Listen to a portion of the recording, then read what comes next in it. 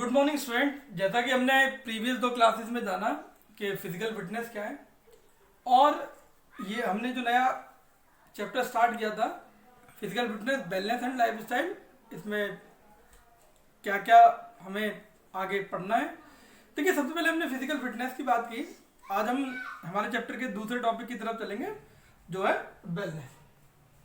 अगर बैलेंस की बात की जाए तो मैंने आपको बताया था कि स्टेट ऑफ बीइंग यानी किसी भी एक इंडिविजुअल या लिविंग बीइंग की ऐसी कंडीशन जिस कंडीशन में वो पर्टिकुलर पर्सन फिजिकली, मेंटली और सोशली हेल्दी हो। यानी कि शारीरिक रूप से वो सक्षम हो, मानसिक रूप से उसका विकास अच्छे से हुआ हो, सोशली यानी कि जो हमारे चारों तरफ की सोसाइटी है उससे के जो लिंक हो वो अच्छे हों। और बात आती है लास्ट जो है हेल्थ। तो मैंने आपको बताया था कि वर्ल्ड हेल्थ ऑर्गेनाइजेशन WHO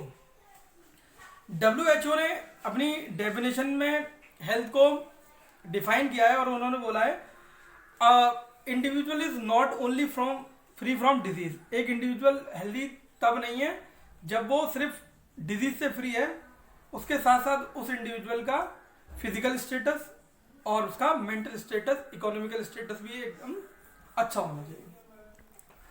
वही अगर बात की जाए कि बैलेंस को अचीव करने के लिए या कौन कौन से कंपोनेंट हैं जिनके थ्रू हम बैलेंस को अचीव कर सकते हैं। देखिए, जो बैलेंस के कंपोनेंट है वो है 7 और जो इंपॉर्टेंट रहते हैं वो रहते हैं 4, क्योंकि किसी भी चीज को समझने से पहले हमें डायमेंशन के बारे में जानना पड़ेगा। देखिए, एक इंडिविजुअल के लिए 4 डायमेंशन सबसे ज्यादा इंपॉर्टेंट है। सबसे पहला फिजिकल, एक इंडिविजुअल फिजिकली कैसा दिखता है या फिजिकल एक्टिविटी वो किस तरीके से परफॉर्म करता है। दूसरा है इंटेलेक्चुअल और मेंटल स्टेटस, किसी की इंटेलेक्चुअल एबिलिटीज मतलब रीजनिंग सॉल्विंग एबिलिटीज। या आपने देखा हो पहले हम जब छोटे हुआ करते थे तो हमारे दादा दादी हमसे कई तरीके की पहेलियां पूछा करते थे कि बताओ इस पेड़ पे इतनी चिड़िया है और इस पेड़ पे इतनी चिड़िया है। इस पेड़ की चिड़िया से कह रही है कि अगर तुम्हारी साइड से एक चिड़िया मेरी तरफ आ जाए तो हम तुम्हारे बराबर हो जाएंगे, और इस साइड की जो चिड़िया है वो कह रही है कि अगर तुम्हारी तरफ से एक चिड़िया हमारी तरफ आ जाए तो हम तुम्हारे डबल हो जाएंगे। तो बताइए इस पेड़ पे कितनी चिड़िया है और इस पेड़ पे कितनी चिड़िया। तो हम इस तरीके के क्वेश्चनों में उलझे रहते थे। या आपने एक बड़ा कॉमन सा क्वेश्चन सुन रखा हो कि ऐसा कौन सा पक्षी है जिसके सर पर पैर होते हैं।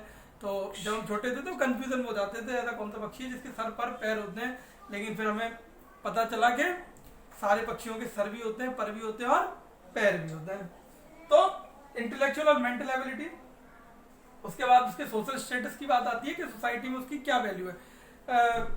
एक इंडिविजुअल अगर उसके ड्रेसिंग सेंस से भी हम देख सकते हैं कई सारी चीजें, या उसके प्रोफेशन के बारे में अगर कोई पर्टिकुलर पर्सन ब्लैक कोट पहने हुए है और टी शेप में टाई पहने हुए तो हम आइडेंटिफाई कर सकते हैं कि वो पर्टिकुलर पर्सन एक लॉयर है। इसी के साथ साथ अगर व्हाइट एप्रन पहने हुए हैं और एक स्टेथोस्कोप है गले में तो हम आइडेंटिफाई कर सकते हैं कि ये एक डॉक्टर है। आर्मी यूनिफॉर्म से या हम इमोशनल स्टेटस के बिहाफ पे भी आइडेंटिफाई कर लेते हैं लोगों को कि किसी सिचुएशन में आपने देखा हो इंडिविजुअल टू इंडिविजुअल उनके जो रेस्पॉन्स रहते हैं वो काफी डिफर रहते हैं। देखिए, अगर बैलेंस की बात की जाए तो ये 4 डायमेंशन इंपॉर्टेंट रोल प्ले करेंगे।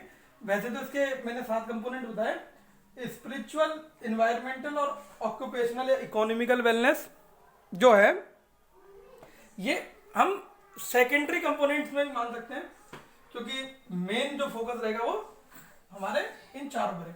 देखिए, सबसे पहले हम बात करते हैं फिजिकल की। फिजिकल कंपोनेंट का मतलब है किसी एक इंडिविजुअल की फिजिकल स्टेटस।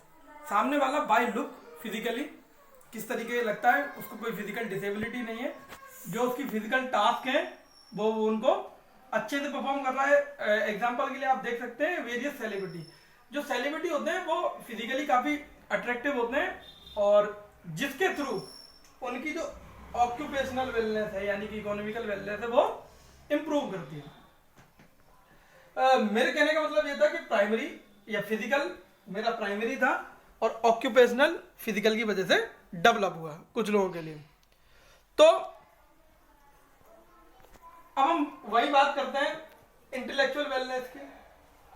देखिए, इंटेलेक्चुअल वेलनेस अभी मैंने आपको बताया कोई सेलिब्रिटी है जो हमें बहुत ज़्यादा पसंद है, वो आता है अपनी महंगी सी कार के साथ, गाड़ी से उतरता है और हम देखा ऐसा देखने को मिलता ही है कि लोग काफ़ी ज़्यादा क्राउड उस जगह पे लगा लेते हैं उसको देखने के लिए, और वो सेलिब्रिटी उतरने के बाद एक पत्थर उठाए और लोगों की तरफ फेंकना स्टार्ट कर दे, तो लोग क्या करेंगे उस कंडीशन में, वो भागना स्टार्ट कर देंगे। फिर उसका जो फिजिकल स्टेटस था वो मैटर नहीं करेगा, जो स्टेटस मैटर करेगा वो इंटेलेक्चुअल और उसकी मेंटल एबिलिटीज करेंगी।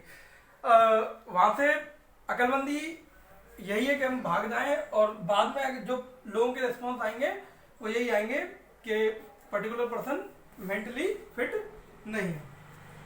तो ये बात हुई इंटेलेक्चुअल की।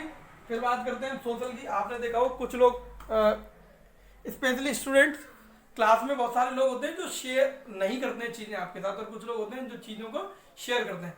जो ज़्यादा शेयर करता है ऐसा देखा गया है कि उसके दोस्त भी ज़्यादा होते हैं और उसका सोशल स्टेटस भी हाई रहता है। इसकी वजह से इन्वायरमेंटल वेलनेस इंप्रूव करती है।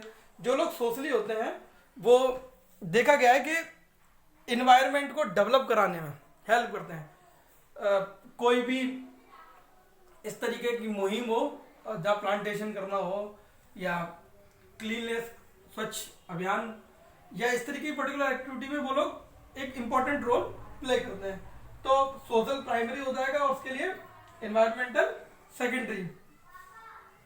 अब लास्ट बात करते हैं इमोशनल वेलनेस की। इमोशनल वेलनेस के लिए स्टूडेंट सबसे अच्छा जो एग्जांपल है वो है एक ग्रामीण एरिया में। आपने देखा हो लेडीज कहीं किसी की यहाँ ट्रेजेडी हो जाती है तो आपने देखा हो कि लोकल में जो लोग बिलोंग करते हैं कि वो किसी गाड़ी से आते हैं बढ़िया सी कॉस्ट्यूम पहन के ज्वेलरी के साथ नॉर्मल बातें करते हुए आते हैं। जैसे उनको पता चलता है कि इस घर में ट्रेजेडी हुई है वो उस घर से 10 या 15 मीटर की दूरी पे रोना स्टार्ट कर देते हैं। रोना स्टार्ट करने के बाद आपने देखा हो गले मिलते हैं, जिनके यहाँ भी ट्रेजेडी हुई है वहीं बैठ जाएंगे। फिर वो एक अच्छी सी जगह ढूंढते हैं क्योंकि क्राउडी स्पेस है, गर्मी का टाइम है तो कूलर जहाँ हवा आ रही हो। और उसके बाद जैसे ही उनमें जो हेड होती है वो इशारा करती है, या जो गाड़ी का ओनर होता है वो जैसे इशारा करता है कि हमारे वापस जाने का टाइम हो गया, फिर दोबारा से वो रोना स्टार्ट कर देते हैं और रोते हुए वहां से निकल जाते हैं। और जैसे ही गाड़ी में बैठते हैं 5 से 10 मीटर गाड़ी जैसे दूर पहुंचती है वो दोबारा से नॉर्मल हो जाते हैं और जो उनका रूटीन है उस पर फिर से आ जाते हैं। तो यहाँ देखा हमने इमोशनल स्टेटस ऐसे लोगों का जो सोशली ज्यादा अच्छे होते हैं हाई रहता है इन कंपैरिजन ऑफ दोस्त जिनकी सोशल लिंक कम होते हैं, उनका इमोशनल जो स्टेटस होता है वो भी काफी लो रहता है। वही बात की जाए ऑक्यूपेशनल वेलनेस की, मैंने बोला फिजिकल, इंटेलेक्चुअल सोशल। अगर किसी एक इंडिविजुअल के चारों स्टेटस काफी अच्छे हैं, यानी कि चारों कंपोनेंट पे वो काफी अच्छा प्ले कर रहा है, तो उसकी ऑक्यूपेशनल वेलनेस को देखते हैं। ये चारों चीजें होने के बावजूद अगर किसी के पास पैसा नहीं है तो वो इंडिविजुअल सोसाइटी के लिए या सोशल लिंक पे कहीं ना कहीं वीक ही मिलेगा। क्योंकि देखिए इकोनॉमिक या मनी की बात की जाए तो मनी एक इम्पॉर्टेंट सोर्स है किसी भी इंडिविजुअल के लिए अपनी लाइफ को सरवाइव करने के लिए, एक अच्छे से अच्छी लाइफ स्टाइल के लिए। अगर मेरे पास पैसा है तो मैं एटलीस्ट अपने जो मेरे बेसिक नीड्स हैं उनको अच्छे से फुलफिल कर सकता हूँ। देखिए प्राइमरी मोटो होता है किसी भी इंडिविजुअल का, जो उसकी बेसिक नीड्स होती हैं उनको सेटिस्फाइड करना। जब उसकी बेसिक नीड सेटिस्फाइड हो जाती हैं उसके बाद वो लग्जरी नीड की तरफ चलता है, और वो पॉसिबल है ऑक्यूपेशनल वेलनेस के थ्रू या इकोनॉमिकल वेलनेस के थ्रू। वही बात की जाए स्पिरिचुअल वेलनेस, तो कुछ लोगों के मन में ये डाउट रहता है स्पिरिचुअल मतलब आध्यात्मिक मतलब भगवान से जोड़ने वाला, तो भगवान से जुड़ना है। लेकिन देखिए स्पिरिचुअल वेलनेस का जो राइट मीनिंग है वो है कि फर्स्ट इंडिविजुअल को अपनी बेसिक नीड को सेटिस्फाइड करना है। अगर मेरे पास 100 रुपए हैं और वो 100 रुपए मेरे सर्वाइवल के लिए बहुत ही ज्यादा इंपॉर्टेंट रोल प्ले करते हैं, मेरे सामने कोई एक इंडिविजुअल है जिसको बहुत ही ज्यादा जरूरत है पैसे की, अगर मैं पैसे उसको दे दूं तो वो अपनी लाइफ में सर्वाइव कर सकता है, और वो पैसे अगर मैं अपने पास रखूं तो मैं सर्वाइव कर सकता हूं। देखिए कुछ लोगों के मन में ये डाउट आया हो कि सर 50 उसको दे दो 50 आप रख लो, तो दोनों देखिए उस कंडीशन हो सकता है कि मैं भी हाफ लाइफ सर्वाइव कर दूंगा और वो भी हाफ लाइफ सर्वाइव कर सके। देखिए स्पिरिचुअल वेलनेस का जो प्राइमरी मोटो है वो सिंपल सा है कि फर्स्ट सेटिस्फाइड योर नीड। अगर आपके पास फिर कुछ एक्सेस में तो उसकी चैरिटी करनी है, अदरवाइज उसकी चैरिटी नहीं करनी। भगवान कभी नहीं कहते किसी से कि अगर आपके पास कुछ नहीं है तो आप दान दो। अगर एग्जाम्पल की बात की जाए भगवान श्री कृष्ण और सुदामा जी, तो सुदामा जी उनके दोस्त हुए, आप सभी को मालूम है। तो जब वो द्वारका गए थे तो एक मुट्ठी या एक पोटली, छोटी सी पोटली में चावल लेके गए थे, और उन चावलों के बदले वो चावल काफी कोई कॉस्ट मैटर तो करते नहीं थे, लेकिन उनका जो प्रेम था उसके ब्याह पे भगवान ने उनको धरती और आकाश दे दिए थे। वैकेंट लोग देने वाले थे और माता लक्ष्मी ने फिर हाथ रोक दिया। उन्होंने कहा कि प्रभु कुछ हमारे लिए भी छोड़ दो। तो भगवान कभी नहीं कहते कि आप बढ़ चढ़ के हिस्सा ले। भगवान यही कहते हैं कि आपके पास जो एक्सेस है, देखिए एक्सेस है, कोई भूखा मेरे सामने, मेरे पास 4 रोटियां हैं, 3 रोटी खा के मेरा पेट भर सकता है, तो मेरी ये ड्यूटी बनती है वो चौथी रोटी एटलीस्ट उस भूखे के पेट तक पहुंच जाए। फिर हम बात करते हैं हमारा लास्ट कंपोनेंट एनवायरमेंटल वेलनेस की। देखिए एनवायरमेंट कहीं ना कहीं लिंक करता है हमारे फॉरेस्ट से या नेचर ने जो हमें दिया है नेचुरल प्रोडक्ट से। तो नेचर के बारे में जो सबसे इंपॉर्टेंट फैक्ट है वो है कि नेचर एकमात्र ऐसी चीज है जो 100% प्रोडक्टिविटी देती है। यानी कि नेचर के पास कोई भी चीज ऐसी नहीं जो वेस्ट हो। कहीं ना कहीं हम हर चीज को यूज कर ही लेते हैं, लेकिन जैसे कि हमारी सिविलाइजेशन इंप्रूव कर रही है, धीरे धीरे हम डेवलप कर रहे हैं, हम ऐसा देखा गया है कि हमने अपने इंप्रूवमेंट के साथ साथ नेचर को कहीं ना कहीं हर्ट किया है। और देखिए लाइफ साइकिल है, अगर हम किसी चीज को हर्ट करते हैं, देखिए every coin has a 2 face, one is head and another is tail. 3 head and tail. देखिए अगर हेड है तो टेल भी आएगा, या दिन है तो रात भी आएगी। इसी तरीके से अगर हम डेवलप कर रहे हैं या हम किसी चीज को नुकसान पहुंचा रहे हैं तो इट इज श्योरिटी कि वो चीज बायबैक करेगी। न्यूटन का भी 3rd लॉ अगर आपने देखा हो, न्यूटन 3rd लॉ भी कहता है to every action there is equal and opposite reaction. अगर हम कोई एक्शन करते हैं तो उसके ब्याह पे जो रिएक्शन होने वाला है वो भी इक्वल और उसके बिल्कुल अपोजिट होने वाला है। तो हमारी ये ड्यूटी बनती है, हर इंडिविजुअल की ड्यूटी बनती है कि एनवायरनमेंट में जितना अच्छा हो सकता है, एज गुड एज पॉसिबल हम कंट्रीब्यूट करें। देखिए इसके लिए एक चीज और इम्पोर्टेंट प्ले करते हैं। अगर हम देखें जो हमारे हिली एरियाज पे टाउन है या सिटीज है डेवलप है, वहाँ की जो म्युनिसिपल कॉर्पोरेशन है वहाँ स्टैंडिंग एडवाइस है कि अगर आप एक घर बनाना चाह रहे हैं तो उस घर के आंगन में कम से कम 5 से 6 पेड़ होने चाहिए, क्योंकि सबको पता है वहाँ लैंडस्लाइड होने का खतरा सबसे ज्यादा रहता है। उस खतरे से बचने के लिए हमें ट्रीज की जरूरत है, क्योंकि जो ट्रीज की रूट होती है वो सॉइल को बाइंड करके रखती है, एकदम बांध के रखती है। तो स्टूडेंट ये था वेलनेस के बारे में।